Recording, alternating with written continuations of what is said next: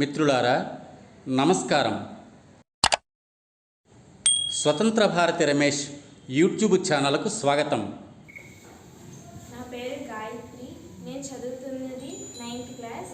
మా school name Shri సూర్య విద్యాలయ school. ఈ జెండాని చూసిన తర్వాత ఎంతోమంది వీరులు గుర్తొస్తారు మనకి.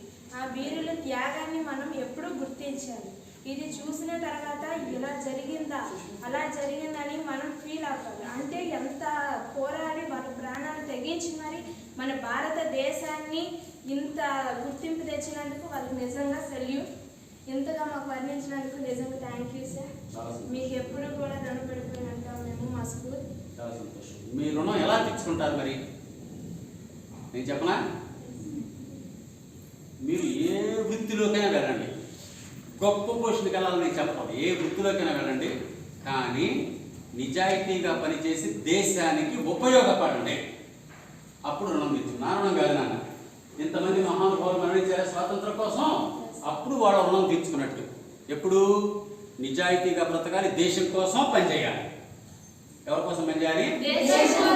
దేశం కోసం పనిచేస్తే మన ఇంటి కోసం పనిచేసినట్టే, మన కోసం పనిచేసుకున్నట్టే.